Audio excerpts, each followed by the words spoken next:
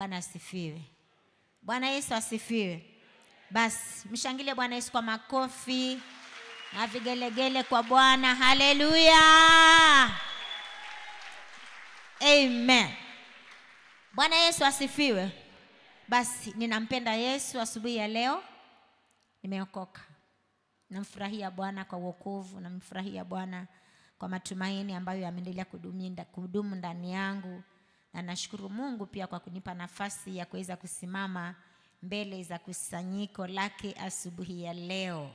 Kwa hivyo aliyenena nawe wakati huu ndiye mnenaji kwa ibada hii. Naomba tumshangilie Bwana Yesu kwa makofi na vigelegele kwa Bwana Yesu zaidi. Haleluya. Amen. Bwana asifiwe sana. Basi naomba tukae katika viti vyetu kwa huo uwepo wa Bwana. Amen. Nampenda Yesu kwa kunipenda na kunitakasa na kunichagua. Bwana Yesu asifiwe sana. Kwa wakati kama huu Bwana aliona ni vema nikaweze kutumika mezani pake. Amen. Kwa kusudi lake yeye mwenyewe. Haikuwa wazo la mwanadamu, lilikuwa wazo lake Mungu. Amen. Kwa hivyo ninampenda Yesu na ninamheshimu sana kwa neema hiyo ambayo amenipa ya kwamba nikaweze kutumika mezani pake, katika nyumba yake na katika shamba lake. Mimi ni mtumishi wa Mungu pamoja na Yesu. Amen.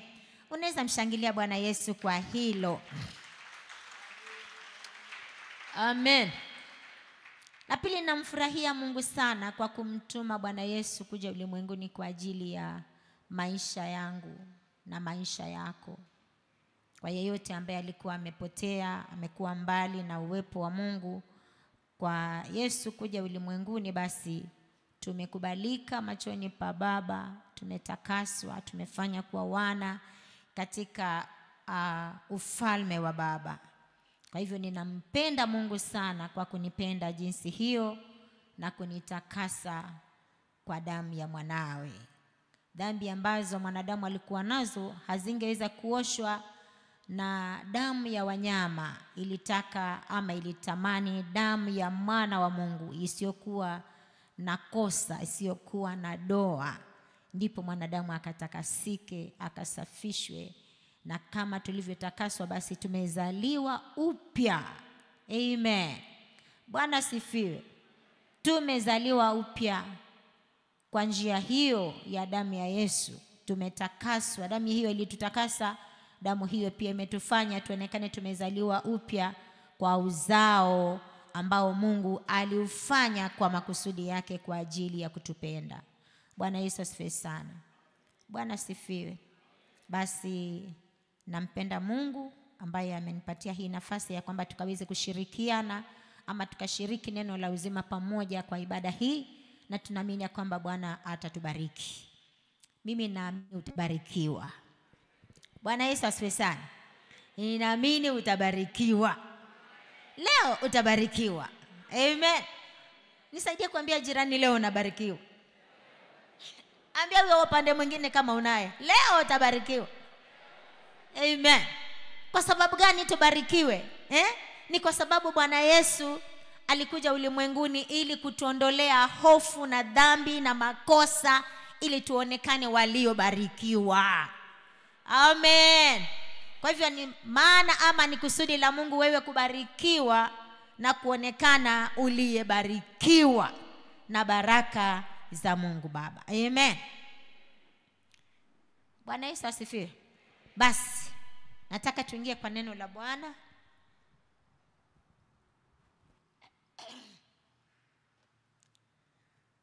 Amen.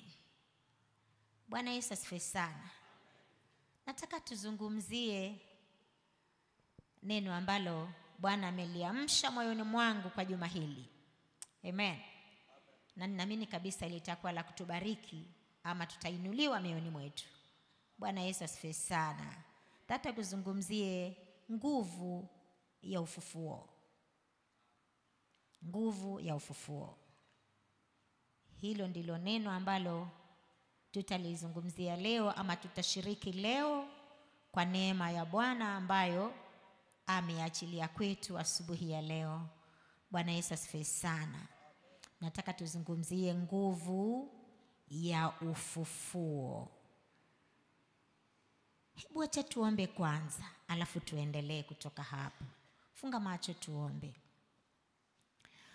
Baba Mungu mtakatifu, katika jina la Yesu, ninakushukuru, ninakutukuza Bwana. Asante kwa neema hii ambayo umetupa ya kwamba tukaweze kuwa katika uwepo wako wa asubuhi ya leo. Asante Bwana kwa ibada hii. Asante kwa kila mmoja wetu ambao Bwana umetuwezesha kuwa hapa kwa ibada hii.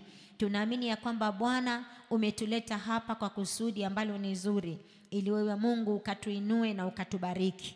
Katika jina la Yesu tunataka kulishiriki neno lako Bwana, mbalo ndani ya mioyo yetu litakuwa nguvu iwezayo kutusaidia. Wacha Roho wako Mtakatifu akafanye kazi ndani ya maisha yetu. Kupitia neno hili Bwana, tukapate kuijua nguvu hii ambayo inaweza kutusaidia katika jina la Yesu. Roho wako Mtakatifu akalifunue neno hili ndani ya mioyo yetu katika jina la Yesu, ili likafanye yale ambayo Mungu ameyakusudia kwetu kwa wakati kama huu katika jina la Yesu. Ninaombea kila mmoja wetu ambaye yuko mahali hapa. Wacha Roho wako Bwana akazungumze kupitia neno hili ndani ya mioyo yetu katika jina la Yesu. Roho wa Mungu ambaye anaweza kuleta ufahamu na kuelewa yale umeyakusudia, akanene ndani yetu, kalifunue neno hili likayafanye makusudi yako katika jina la Yesu, ili nguvu hii ambayo ilimfufua Kristo kutoka kwa wafu ikaendelee kufanya kazi, kuleta uamsho ndani ya maisha yetu, kuondoa hofu ndani ya maisha yetu katika jina la Yesu. Kakitumia kinywa changu Bwana kama kinywa chako asubuhi ya leo, ili wewe ukatukuzwe katika maisha yetu na kwa mkutano huu, na kila mtu aseme amen. Shangilia Bwana Yesu kwa makofi. Amen. Nataka tushiriki neno la Mungu kuhusu neno hili ambalo tumeliita nguvu ya ufufuo. Bwana Yesu asifiwe sana. Nguvu ya ufufuo. Na kwa nguvu hiyo ya ufufuo wa Bwana Yesu na uweza, ilileta uweza ama iliachilia uweza ambao uliondoa hofu na uoga kwa wanafunzi wa Bwana Yesu. Amen. Bwana Yesu asifiwe sana. Nguvu ya ufufuo ama ufufuo wa Bwana Yesu. Bwana Yesu alipofufuka kutoka kwa wafu, andiko inasema ya kwamba aliwaendea wanafunzi wake, na alipowaendea wanafunzi mahali ambapo walikuwa wamejificha ama wamekaa kwa uoga na hofu, yeye alitamka amani. Bwana Yesu asifiwe sana. Kwa hivyo tunaona ya kwamba nguvu hii ya ufufuo ilileta ama iliondoa hofu, ikaondoa uoga, ikawarudishia wanafunzi furaha na amani na matumaini.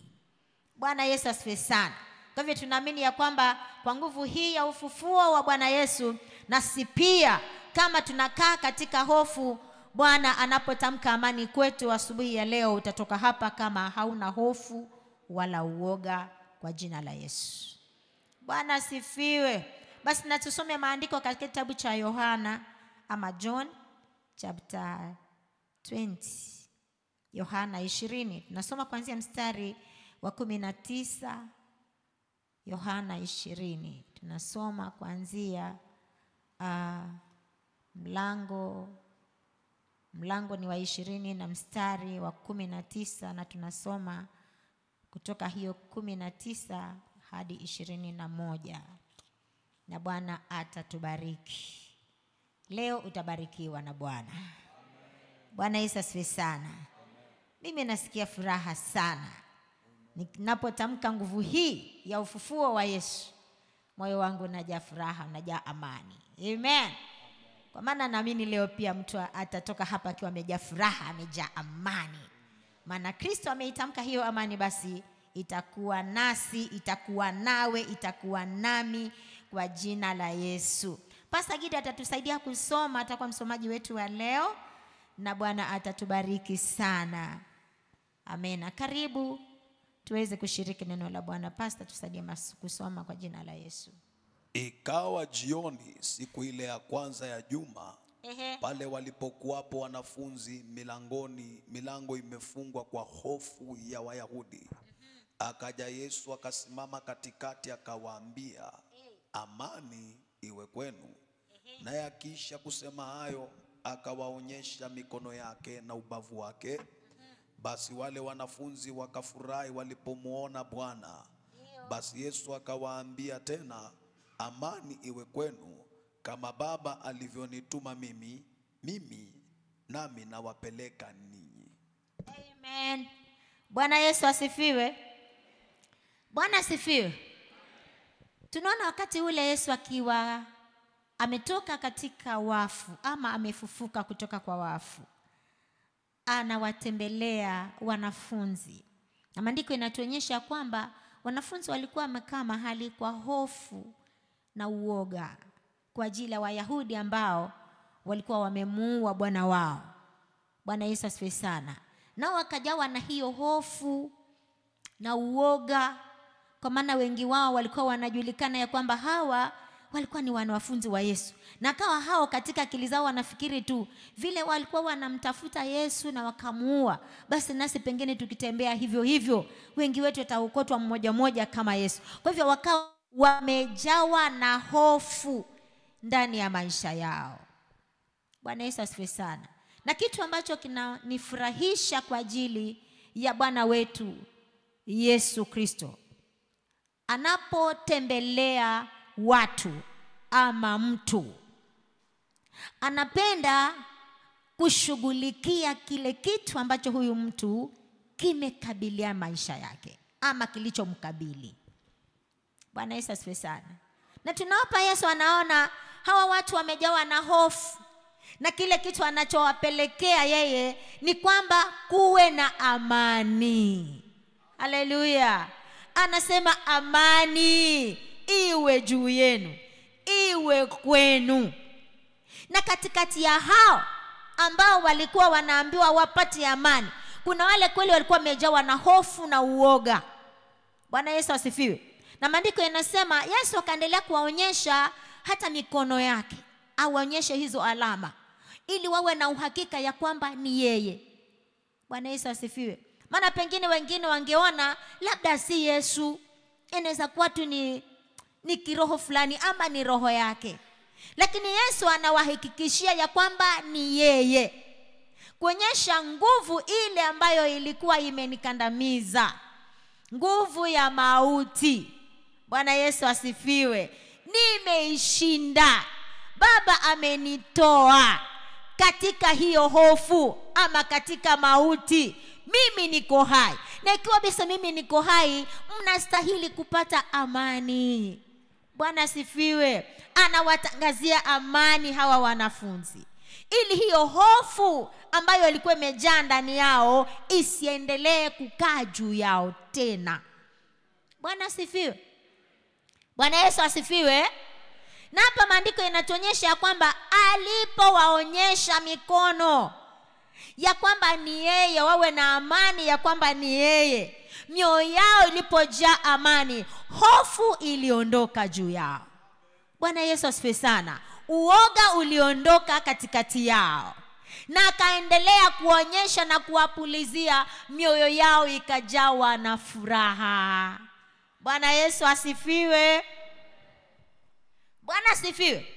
Yesu akawapulizia ya kwamba anawaachilia nini? Amani juu yao. Na anapoachilia hii amani juu yao, anasema anawatuma. Bwana Yesu asifiwe. Bwana Yesu asifiwe. Anasema kama mimi Baba alivyonituma, mimi nami ninawapeleka. Yaani anawapeleka wapi? Huko ulimwenguni wakatangaze hiyo amani. Bwana Yesu asifiwe. Akawaonyesha ya kwamba amani ipo. Maana yule mfalme wa amani amefufuka. Na ikiwa amefufuka katika wafu, haina haja ya watu waishi katika hofu na uoga. Bwana asifiwe. Sasa Bwana ametupeleka. Aliwapeleka wanafunzi wakatangaze nini? Amani.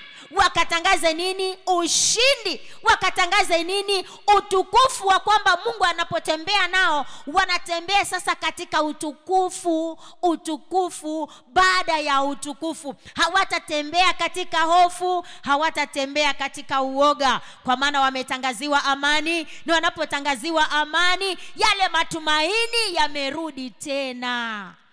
Bwana Yesu asifiwe.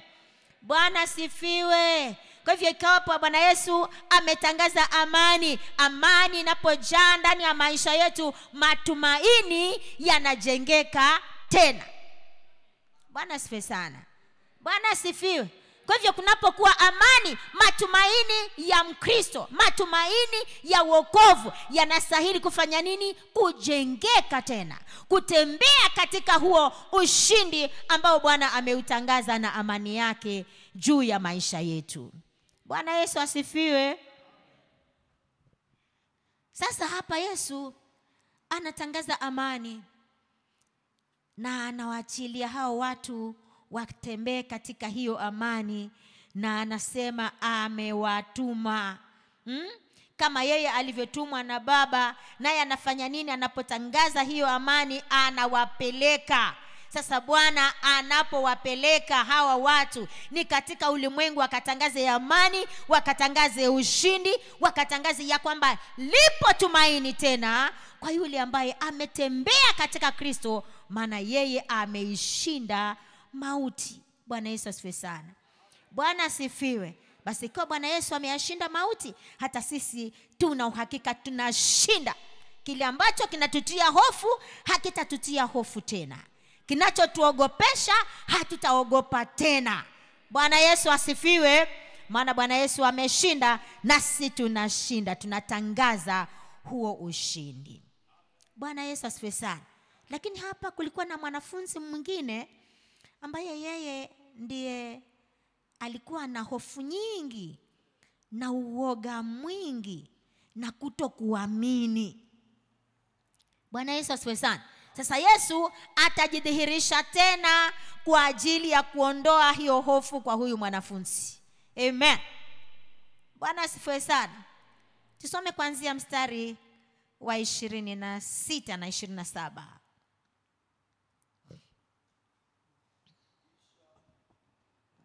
Kisha akamwambia Tomaso, lete hapa kidole. Kwanza 26. 26 basi. Basi baada ya siku 8 wanafunzi wake walikuwamo ndani tena. Na Tomaso pamoja nao. Akaja Yesu na milango imefungwa, akasimama katikati, akasema, amani iwe kwenu. Amen. Kisha akamwambia Tomaso, leta hapa kidole chako, uitazame mikono yangu, ulete na mkono wako uutie ubavuni mwangu, wala asiamini bali aaminie. Amen. Bwana Yesu asifiwe. Yesu anajidhihirisha tena kwa sababu ya mtu mmoja tu ambaye maandiko inasema, ukianzia mstari wa 24 hapo kushuka, inaonyesha wakati ule Yesu akijidhihirisha kwa wanafunzi akitangaza hiyo amani, na wengine wakamjua ni Yesu. Na wakati huo maandiko yanasema ya kwamba Thomas hakuweko, na ndiye yule mwanafunzi ambaye amejaa mashaka na kutokuamini. Alipokuja kuelezwa na wenzake, akasema, vile nilivyomuona Bwana Yesu akidungwa mkuki wa ubavuni, mimi nisipomuona na macho yangu na niguse. Bwana Yesu asifiwe. Niguse nijue kabisa mahali alipodungwa ni hapa, siwezi kuamini. Sasa Yesu hapa anajidhihirisha. Bwana Yesu asifiwe sana. Mara ingine wakati ambapo anahakikisha Thomas yuko hapo kwa hiyo room. Amina. Bwana Yesu asifiwe sana. Ili akaondoe hiyo hofu, akaondoe na kule kutokuamini kwa huyu mwanafunzi ambaye anaitwa Tomaso. Bwana Yesu asifiwe. Akamfanye aunganishwe pamoja na wale waliomuona Bwana Yesu ya kwamba ni kweli amefufuka, ili hofu yake huyu Thomas, huyu mwanafunzi, hiyo hofu na uoga isiwepo. Bwana Yesu asifiwe. Na kule kutokuamini sasa kuondoke, ajenge imani kwa Thomas. Haleluya. Arudishe pia matumaini kwa Thomas, ambaye anajua kabisa huyo Thomas, maana alipokuja kuambiwa na wengine, Yesu alipokuwa ameenda, alijua hapa kuna mmoja ambaye hayupo, ni lazima nije tena kwa sababu yake. Bwana Yesu asifiwe. Bwana asifiwe. Kwa hivyo Yesu anajidhihirisha tena kwa ajili ya mwanafunzi maalum. Sema mwanafunzi maalum. Na mwanafunzi huyu ni maalum maana ni kiumbe, ni nafsi, inastahili kujengwa imani, inastahili kurudishiwa matumaini. Lakini kiumbe hiki ama mwanafunzi huyu hana imani, wala amejaa mashaka ndani yake, kutokuamini kumejaa ndani yake. Lakini Yesu anakuja mara nyingine ili aondoe kutokuamini kwa Thomas. Bwana Yesu asifiwe sana. Ndiposa awe mmoja pamoja na wengine ya kwamba ninamwamini kweli Yesu, alivyokisema ni kweli, ya kwamba alisema atafufuka siku ya tatu, ni kweli amefufuka. Kwa hivyo matumaini yake naye yajengwe pamoja na wengine. Haleluya. Ili asiwe kati ya wale wasioamini, awe pamoja na wale wanaoamini. Ili Bwana anachokisema akiamini, awe mmoja wa kupokea mibaraka na amani kama wale wengine. Bwana Yesu asifiwe. Kwa hivyo Bwana Yesu anapenda kujidhihirisha siku baada ya nyingine kwa mwanafunzi. Amen. Sijui kama wewe ni mwanafunzi. Bwana asifiwe. Sijui kama ni mwanafunzi mmoja wa Yesu. Sasa haijalishi. Amen. Wewe unaitwa Petero ama unaitwa Tomaso. Haleluya. Yesu amejitokeza kwa kila mwanafunzi, ambaye wote wamekusanywa mahali pamoja, wakapate kujua ya kwamba Yesu ambaye alitumwa na Baba kuja ulimwenguni kwa ajili ya wenye dhambi wote, kweli aliuawa na siku ya tatu akafufuka, wote warudishiwe matumaini katika Kristo Yesu. Haleluya. Kwa hivyo ninakuhakikishia kwamba leo kama kuna yule ambaye alikuwa amejaa hofu na mashaka, amen, na uoga, ya kwamba uoga hauna nafasi katika maisha yako, kwa maana Yesu ametangaza amani, Yesu ametangaza matumaini, Yesu anatangaza furaha ikarudi tena, na amewatuma ama ametutuma, ametuagiza tupeleke hiyo habari ya kwamba Yesu alifufuka katika wafu, na alipofufuka ametangaza amani, na anapotangaza amani anarudisha matumaini tena kwa mtu ambaye alikuwa amepoteza matumaini. Bwana Yesu asifiwe. Basi wewe hauna hofu ya Wayahudi, hauna uoga wa Wayahudi, maana hawapo, wewe ni Mkenya. Haleluya. Lakini kuna mambo ambayo siku zote yanakutia hofu, unatembea kwa uoga, kwa maana hayo yapo. Amina. Bwana Yesu asifiwe. Hayo yapo yanayokutia hofu, yanayokupatia uoga, hayo yapo. Lakini wacha nikuambie, unapotambua uweza wa kufufuka kwa Kristo Yesu, yale ambayo yanakutia uoga hayatakuogopesha tena katika jina la Yesu. Haleluya. Ondoa hofu, ondoa mashaka, tambua uwepo wa Kristo, tambua uwezo uliomfufua Kristo katika wafu, unaweza kukuwezesha kukutoa katika hiyo hofu, katika huo uoga. Haleluya. Bwana Yesu asifiwe. Sijui ni kachumba gani ambapo upo na unaogopa hapo, lakini Bwana Yesu anajidhihirisha kwa mtu mchana wa leo, ili ambaye amekaa mahali pamefungwa kwa uoga, Bwana amtangazie amani. Na anapomtangazia amani, anaondoa hiyo hofu katika maisha huyo mtu. Bwana Yesu asifiwe. Na anapoondoa hofu, anarudisha matumaini. Amen. Anarudisha matumaini kwa kile ambacho ulikuwa unaona kimeharibika, hauna imani nacho. Basi uwe na imani kwa Kristo, kwa maana hicho kitakuwa hai, kwa maana Yesu yuko hai. Bwana Yesu asifiwe sana. Bwana asifiwe. Jamani, Yesu ni mzuri sana. Bwana asifiwe sana. Yesu alijidhihirisha jamani kwa wanafunzi tena, ili aondoe shaka, aondoe kutokuamini kwa Tomasi. Basi kwa maana Yesu anatupenda na anadhihirisha kwetu siku ya leo, hatutakuwa na hofu wala uoga wa maisha. Bwana asifiwe. Bwana Yesu asifiwe. Kuna vile vitu ambavyo tunaogopa tu hapa duniani. Unajua juma linalokuja kuanzia kesho. Bwana Yesu asifiwe. Haleluya wapendwa. Wazazi haleluya. Kuna kale kahofu tu. Shule inafunguliwa lini? Kesho Amen. Bwana Yesu asifiwe sana. Sasa Yesu anatokezea wakati kama leo. Uchumi uko aje? Ati shule ni kesho. Shetani anakuambia sasa wewe, unajua ina watoto wawili high school. Na mtoto mmoja primary. Na ni boarding school. Ni lazima aende akiwa zero. Netwa nini? Balance. Asante sana. Netwa zero balance. Wanatuma hiyo karatasi na mtoto, shule zimefungwa. Saa ile mnarudi mnakuja na zero balance. Haleluya. Bwana Yesu asifiwe. Na saa hizo nashangaa sasa hiyo zero balance. Watoto ni ngapi? 3 na wengine ni 4. Lakini Yesu anasema leo amani iwe kwako. Haleluya. Anasema amani iwe kwako. Na anapoachilia amani, analeta matumaini. Na akileta matumaini na imani inakuonyesha ya kwamba mtoto wako hataenda itamu akafukuzwa. Haleluya. Kwa sababu gani? Yesu anapokuja anasema mimi nakuwa baba ambaye natosheleza kwa yeyote anayeniamini.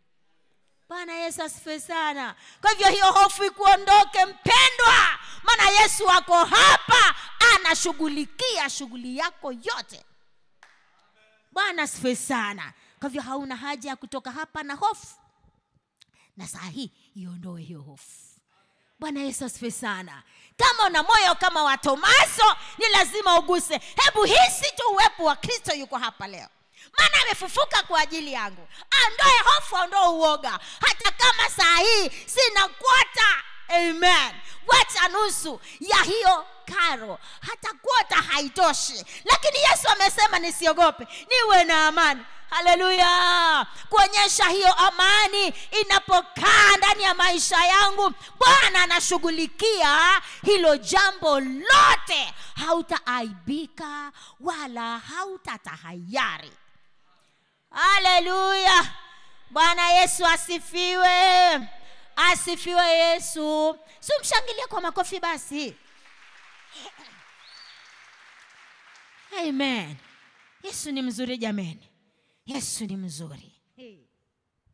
Nampenda sana huyo Yesu. Yesu ni mzuri. Pengine hujauona uzuri wa Yesu. Mimi nimeuona sana. Na natamani kuona kila siku. Bwana Yesu asifiwe sana. Bwana asifiwe. Yesu anapojidhihirisha ama alipojidhihirisha hapa, alikuwa anataka aondoe hofu na mashaka kwa Tomasi.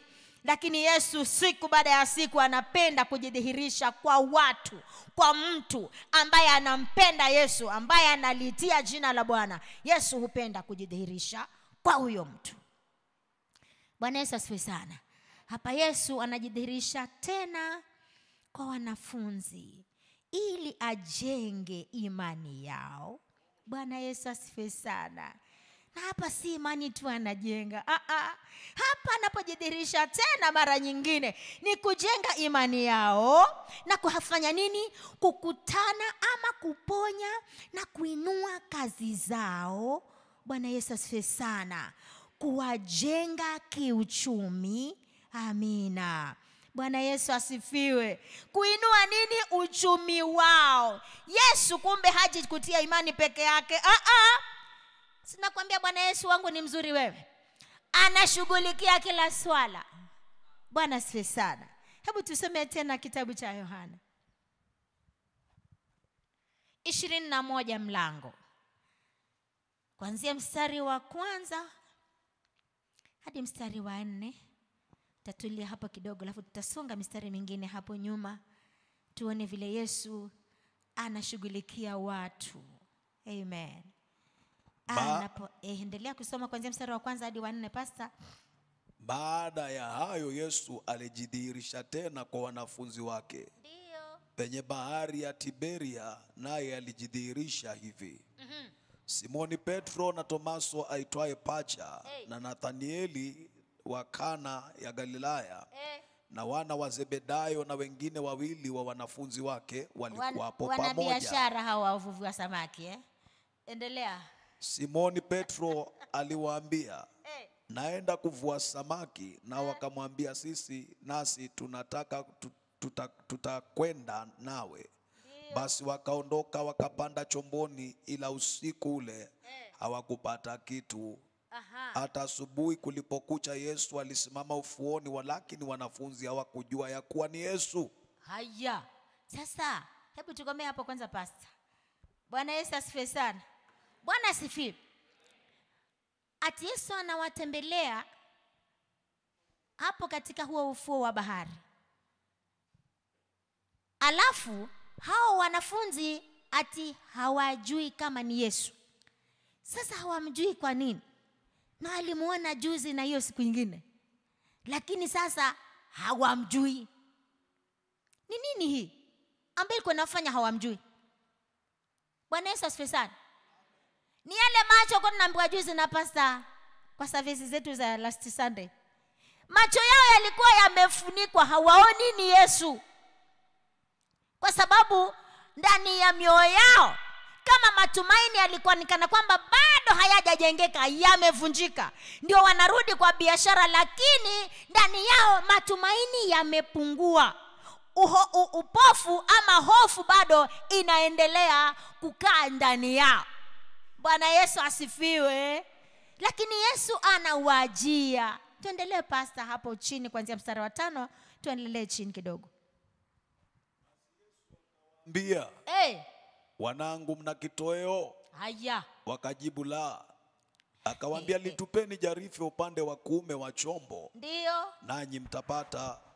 Basi wakatupa, wala sasa hawakuweza kulivuta tena kwa sababu ya wingi wa samaki. Ndio. Basi yule mwanafunzi ambaye Yesu alimpenda akamwambia Petro, ndiye Bwana. Na Simoni Petro aliposikia kwamba ni Bwana, akajifunga vazi lake. Maana alikuwa uchi, akajitupa baharini. Tukomee hapo pastor. Bwana Yesu asifiwe. Bwana asifiwe. Sasa hapa Yesu anajidhihirisha. Sasa si kuondoa uoga tu na hofu tu, anakuja sasa ashughulikie maswala yao. Lakini hapo mstari wa 5 anawauliza. Sasa anajionyesha kwao ama anajieleza kwao kama baba kwao. Bwana Yesu asifiwe sana. Bwana asifiwe. Yesu anawaendea hapa, wenyewe wako mahali wa kuvua samaki, lakini maandiko yametuonyesha huo usiku wamerudi wavue samaki, lakini hawakupata kitu hiyo usiku. Alafu Yesu anakuja tena wakati ambapo hawa watu wamekesha kwa maji, hawajapata kitu. Anawajia tena, anawaambia, wanangu mna kitoweo. Sasa Yesu anakuja kwao kama baba. Lakini wakati ambapo hao watu wako katika hali ngumu, hali mbaya, Bwana Yesu asifiwe. Kwa sababu hawakupata kitu usiku ule, na wameamua wenyewe waende wakavue samaki, maana ndio taaluma yao ya uvuvi, ndio biashara yao iwapatiao kitu cha kukula, cha kutumia kila siku. Lakini hawakupata kitu. Lakini Yesu anakuja asubuhi. Sema asubuhi. Bwana Yesu asifiwe sana. Anakuja masaa ya asubuhi. Saa ile watu wamekesha kuvua samaki na wala hawakupata huyo samaki. Alafu Yesu anakuja na wauliza hilo swali, "Mbona kitoweo wanangu?" Hapa kwaita wanafunzi. Bwana Yesu asifiwe. Kwa nini Yesu amewaita watoto wake? Haleluya. Kwa maana moyo wa Baba siku zote anapenda kushughulikia masuala ya wanawe. Haleluya. Sasa hapa Yesu anakuja kwao wanafunzi, anakuja sasa kama baba. Kwa maana baba anapenda kufanya nini? Kushughulikia masuala yao, mahitaji yao ya kila siku. Yaani Yesu anapokuja katikati yetu, anapenda ashughulikie masuala yetu ya kila siku. Haleluya. Bwana asifiwe. Jameni, huyu Yesu ni mzuri.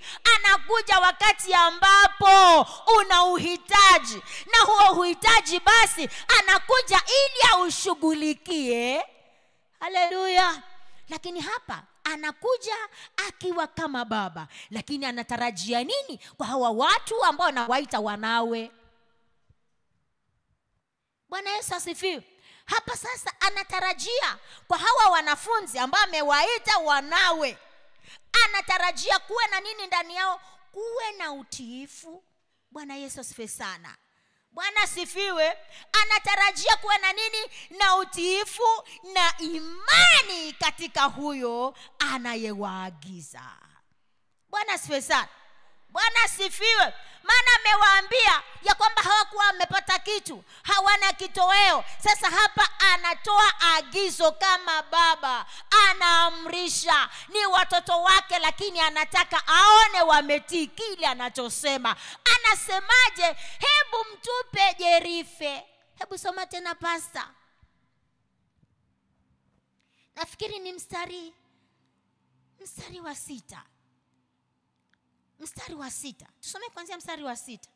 Hapo ndipo anawapatia maagizo cha kufanya.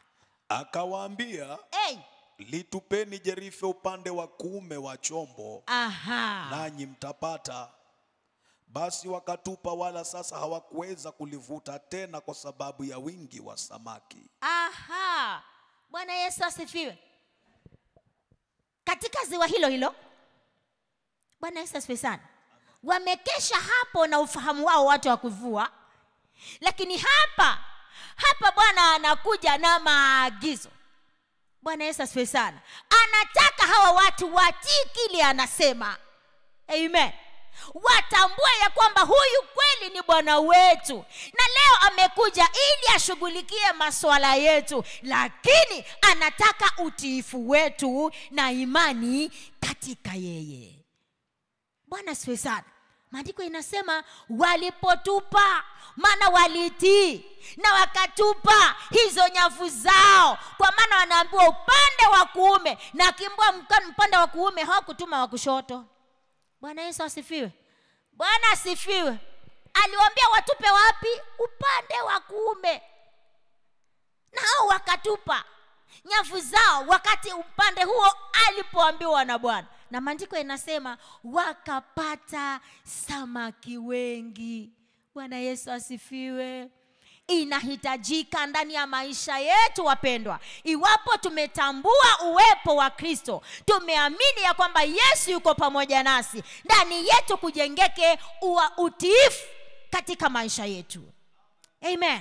Kwa hivyo unastahili ndani yako kama mwongofu, kama uliyeokoka, mwana wa Mungu, mwanafunzi wa Kristo, ndani ya moyo wako, ndani ya maisha yako, kama unamwamini Kristo, kujengeke nini? Utiifu.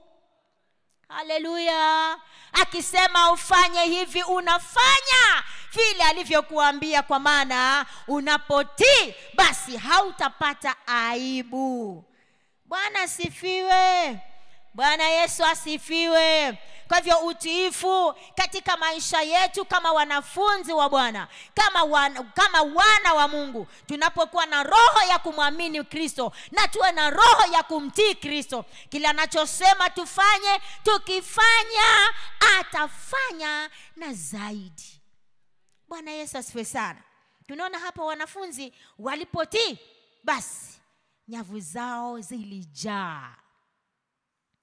Walipata mapato mengi, walipata samaki wengi. Maandiko yanasema mpaka wakawa hawawezi kuvuta hizo nyavu zao, wakawaita wengine wakavuta, na hata haikukatika, maana inavutwa kama kuna hiyo neema ya Kristo juu yake, na hiyo neema inatunza hivyo vyombo vyao visiharibike, kwa maana Bwana amekuja kukamilisha, kuleta kile ambacho mtu alikuwa anakihitaji maishani mwake na sikiharibike.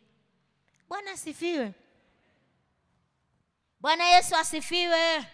Basi tunamuona hapa Bwana jameni amewafuata, amewajilia, akinena nao kama baba kwao, ili afanye nini?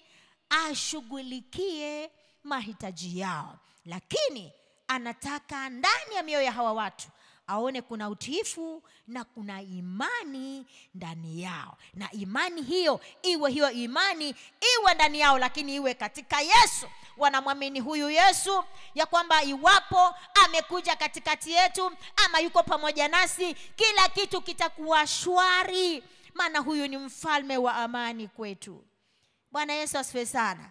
Basi siku zote ama kila wakati unastahili utambue uwepo wa Kristo Yesu katika maisha yako. Amen. Bwana asifiwe. Bwana Yesu asifiwe. Unapotambua uwepo wa Kristo maishani mwako, hautakuwa na hofu wala uoga, hautakutawala. Maana unajua aliye pamoja nawe ana nguvu, aliye pamoja nawe ameshinda, aliye pamoja nawe ana uwezo wa kukukwamua na kukutoa mahali ambapo hungeweza kujitoa mwenyewe. Lakini utambue uwepo wa Kristo maishani mwako. Bwana Yesu asifiwe sana. Unapotambua uwepo wa Kristo ndani yako, hautakuwa na uoga, hautakuwa na hofu, utajawa na imani na matumaini ndani ya maisha yako. Bwana Yesu asifiwe. Zaidi, kila siku fanya macho yako ya ndani yapate kumwona na kuona uweza wake kila siku. Amen. Mbe Bwana kusaidie ili anapokuwa hapo usione kama hayupo. Tambua uwepo wake, na kutambua uwepo wake ni ndani ya moyo wako kujaa hiyo imani katika Kristo Yesu. Amen. Bwana Yesu asifiwe. Je, ni kwa nini Yesu alidhihirisha kwao kama baba? Ili akutane na mahitaji yao ama matatizo walionayo. Bwana Yesu asifiwe sana. Kwa hivyo Yesu anapojidhihirisha kwetu ni ili akutane na mahitaji yetu na pia apambane na matatizo yetu. Bwana asifiwe sana. Bwana asifiwe. Acha nikupatie vitu vichache hapo, alafu Bwana atatusaidia. Ili Bwana akutane na mahitaji yetu, kwanza ni imani yetu ama imani yako imarike katika Kristo. Imani yako imarike katika Kristo. Uwe na imani katika Kristo. Hilo ni neno la kwanza. Ili Bwana ashughulikie matatizo yako na mahitaji yako. Pili, tambua uwepo wake na uwezo wake kila siku. Hilo ni neno muhimu sana. Kila siku usijione pekee. Tambua ya kwamba Yesu yuko nawe. Kwa nini? Anasema yeye anaitwa Immanueli, Mungu pamoja nasi. Kwa hivyo hisi uwepo wake kila siku. Tambua uwepo wake kila siku maishani mwako. Amen. Iwapo unatamani, unataka Bwana ashughulike na mambo yako, tambua uwepo wake, heshimu uwezo wake kila siku. Amen. 3, zingatia. Sema zingatia. Utiifu wako kwake. Amen. Na unapozingatia utiifu wako kwake, hautaogopa, hautaona haya wakati wote, kwa maana unapomtii Bwana, yeye husimama na kukusaidia kila siku. Lingine, kubali. Bwana Yesu asifiwe sana. Kukubali chombo chako kitumiwe na Bwana Yesu, nawe hutaaibika. Usivisahau vitu hivyo moyoni mwako. Bwana Yesu asifiwe sana. Tuendelee mbele tena. Hapa Yesu anakutana tena na watu waliochoka. Wanafunzi wamechoka, na Yesu anakuja kukutana nao wakiwa wamefanya nini? Wamechoka. Alafu naye anataka kuwatumia ama kutumika pamoja nao, na tayari wamechoka, na anataka atumie vyombo vyao. Yani anataka wafanye zaidi, na wamechoka. Sasa hapa ni kitu gani kitakachosaidia hawa watu ambao wamechoka na Yesu amewatembelea? Anataka kutumika nao tena. Amen. Na kuchoka yao yote. Tusome kitabu cha Luka takatifu mlango wa 5.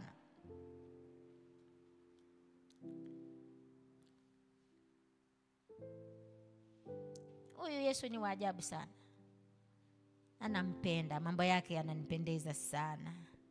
Luka mlango wa 5 kuanzia mstari wa 1 tusome hadi wa 6, na Bwana atatusaidia kwa maana tunamalizia hapo, na Bwana atatubariki. Tusaidie kusoma pasta kuanzia mstari wa 1 hadi mstari wa 6. Luka mlango wa 5. Ikawa makutano walipomsonga wakilisikiliza neno la Mungu, yeye alikuwa amesimama kando ya ziwa la Genesareti. Akaona vyombo viwili vimekaa kando ya ziwa, lakini wavuvi wametoka wanaosha nyavu zao. Akaingia katika chombo kimoja, ndicho chake Simoni. Akamtaka akipeleke mbali kidogo na pwani. Akaketi akawafundisha makutano alichomboni. Hata alipokwisha kunena, alimwambia Simoni, tweka mpaka kilindini, mkashushe nyavu zenu mvue samaki. Simoni akajibu akamwambia, Bwana mkubwa, tumefanya kazi ya kuchosha usiku kucha tusipate kitu, lakini kwa neno lako tutazishusha nyavu. Basi walipofanya hivi, walipata samaki wengi mno, nyavu zao zikaanza kukatika. Wakawapungia mkono washirika wao waliokuwa katika chombo cha pili waje kusaidia. Wakaja wakavijaza vyombo vyote viwili hata vikataka kuzama. Bwana Yesu asifiwe. Bwana asifiwe. Yesu ni wajabu sana jameni. Anatembelea watu wakati wamechoka na kazi ngumu, tena imewavunja moyo. Hiyo kazi ni ngumu, tena imefanya nini? Imewavunja moyo. Maana anawatembelea hawa, yeye akiwa kwa mishoni zake tu. Bwana Yesu asifiwe. Anaenda anapata vyombo viwili vimepakiwa kando, na maandiko inaonyesha ya kwamba hawa watu ni kwamba wamekuwa wamefanya kazi, sasa wanafunga kazi, lakini maandiko inasema ya kwamba walikuwa wamefanya kazi ya kuchosha huo usiku wote, hawajapata chochote. Lakini yeye anakuja afanye ibada yake. Ni ibada ama ni class? Bwana asifiwe sana. Ni huduma. Asante pastor. Kwa nasema nafikiri ni klasi, kumbe ni nini? Ni huduma ya kufundisha. Maana makutano wamemzunguka, lakini sasa hivi hataki kuketi huko maweni. Najua kando ya bahari na ziwa kuna mawe kando kando. Saa hiyo hataki kuketi huko kwa mawe, anataka kukaa kwa chombo cha Simioni. Haleluya. Na Simioni mwenyewe amechoka, anafua nyavu yake, afikiria cha kufanya tena baadaye. Yesu anajitokeza, Bwana anamwambia Simioni, mimi nataka niingie kichombo chako. Lakini alipoingia na kuketi, anafanya huduma yake ya kufundisha akiwa katika chombo cha Petro. mwenyewe amechoka. Bwana Yesu asifiwe. Lakini anatumia chombo cha Petro kufundisha makutano waliomzunguka. Sijui alikuwa anafundisha kuhusu nini, lakini kitu ambacho hapo ilikuwa ni muhimu sisi tujifunze na tukipende ni kwamba huyu Petro amekubali chombo chake kitumiwe na Bwana Yesu. Haleluya. Bwana asifiwe. Na anapoendelea kufundisha mpaka amemalizana na kufundisha, sasa naangalia Petro anaonekanaje. Huyu mtu anakaa mchovu kweli. Sasa anamwambia Petro, Simeon, sasa peleka chombo chako mbali na pwani kidogo, yani ingia ndani kidogo, ili ukavue samaki huko. Bwana Yesu asifiwe. Na Petro huyu taaluma yake siku zote ni mvuvi wa samaki. Hata kabla hajakutana na Yesu alikuwa mvuvi shupavu wa samaki. Haleluya. Anajua masaa ya kuvua samaki, upate samaki wazuri ni masaa gani. Na masaa mengine ambayo pia si mazuri kuvua samaki, anajua ni masaa gani. Lakini hapa Yesu ametumia chombo akifundisha. Lakini baadaye anamwambia Simeoni, sasa nimemalizana na hawa watu, sasa wacha tuendelee na biashara yako. Simeoni, sukuma hiki chombo chako, kiondoke huku kando kando ufuoni, kiende zake mpaka kwenye kina, mpaka kilindini, ili huko uvue samaki. Bwana Yesu asifiwe. Nampenda Petro sana, kwa maana yeye alikuwa hana shida kujieleza. Bwana Yesu asifiwe. Si kama mimi. Na si kama mwingine hapa ambaye anaogopa kujieleza kwa Yesu. Simeoni alikuwa mzuri kujieleza kwa Yesu. Bwana Yesu asifiwe sana. Anamwambia Bwana, kweli unataka tuvue wewe, lakini ujue ya kwamba sisi tumekesha kwa ziwa hili usiku kucha Bwana, hatukupata chochote. Bwana Yesu asifiwe. Lakini nampenda Petro, kando na maswali yake, basi ndani yake kuna roho ya utiifu, kuna roho pia ya kumwamini huyu ni Kristo. Bwana Yesu asifiwe. Na matendo yake siku zote ni ya kivyake. Amina. Bwana asifiwe. Anamwambia Bwana, kweli tumefanya kazi ya kuchosha usiku kucha, hatujapata chochote, lakini kwa neno lako Bwana, haleluya, kwa neno lako Bwana nitazishusha nyavu. Kwa hivyo akasukuma chombo chake mpaka kilindini, akiwa Yesu yuko ndani. Yesu hakuwa ametoka. Bwana Yesu asifiwe. Akaendelea kusukuma chombo chake wakiwa na Yesu ndani ya chombo chake. Haleluya. Wanaenda kuvua samaki. Yesu ameketi, maana alikuwa tayari amechoka kuhudumia watu. Lakini Yesu hapa sasa ameujaribu utiifu wa Petro, na Petro amepita mtihani wa Yesu. Haleluya. Bwana asifiwe. Sijui Yesu akija kwako leo, wewe utapita mtihani kama huo dada. Bwana asifiwe sana. Yesu aje kwako leo, anatamani kutumia chombo chako. Masaa ambayo si yako ya kufanyia hizo shughuli, ni yako ya kupumzika. Na Yesu amekuja anataka atumie chombo chako. Je, utapita mtihani wa Yesu leo? Haleluya. Lakini hapa Petro amepita mtihani wa Yesu, maana amekubali chombo chake kitumiwa na Bwana Yesu. Naye kwa sababu ametii, anaona ule uweza, haleluya, ambao tunatamani siku zote. Tunapotambua uwepo wa Yesu, tutambue ya kwamba Yesu anapokuwepo, uwezo wake upo kwa ajili yetu, ili akatutoe katika kukwama kwetu, ili akutoe katika hofu yako, ili akuondoe katika kukosa kwako. Utoke mahali hapa leo ukiwa haujakosa kitu, umepata yote unayoyahitaji. Hofu yako imeondoka yote, kwa maana Bwana ako hapa kutekeleza, kukupatia kila unachohitaji, maana yeye uweza wote wa uungu uko ndani yake. Na unapokuwa pamoja naye, unapokubali uwepo wake na kuamini, unapata chochote unachokihitaji kwa jina la Yesu. Haleluya. Bwana asifiwe. Hapa Yesu anasema, jameni, ameambia huyu mtu ya kwamba aingize chombo chake huko, na kweli maandiko inasema akapata samaki wengi sana. Haleluya. Kama unataka kuyaona yale Mungu anaweza kuyatenda kwa ajili yako, tamani, kubali chombo chako kitumiwa na Bwana Yesu wakati wowote, hata wa leo. Haleluya. Bwana asifiwe. Chombo chako kinapotumiwa na Yesu mpendwa. Haleluya. Bwana Yesu asifiwe. Chombo chako ni maisha yako na vitu vyako na muda wako, ukitumiwa na Yesu wakati ambapo wewe umekubali tu. Ni wakati Yesu ambapo amekaribia hapa kabisa. Ninaamini hapa leo sitatoka vile nilivyoingia. Bwana atafanya jambo jipya na wewe, kwa sababu anaweza.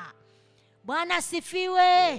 Kwa hivyo wapendwa, hawa wakapokea vitu vingi, wakavuna kuliko kawaida, kwa sababu walikubali chombo chao kitumiwe na Bwana Yesu. Shangilie Bwana Yesu kwa makofi. Haleluya. Nasi wapendwa, wapo tunataka Mungu atende kazi maishani mwetu kwa wakati kama huo, kuna hofu ya mambo fulani, lakini umeuamua ama umeutambua uwepo wa Kristo, ya kwamba uwepo wa Kristo ukiwa pamoja nami, chochote ambacho kinanitia hofu hakitaniaibisha, maana Yesu anakikabili. Maana amekuja kwangu leo, ama amekuja hapa leo, ama nimekuja hapa leo nikakutane na uwepo wake na uweza kufufuka kwake, ili kile ambacho kinakaa kana kwamba kimekufa kikawe hai. Maana uhai wa Kristo unapoachiliwa kwako, vitu ambavyo vinakaa kana kwamba vimekufa havitakufa, havitapotea. Kwa maana Bwana alipotoka katika wafu ametangaza amani, na anapotangaza amani anatangaza maachilio. Anapotangaza maachilio anataka kila mtu akatoke mahali hapa akiwa amepokea kile ambacho anakihitaji maishani mwake, kwa jina la Yesu. Naomba usimame.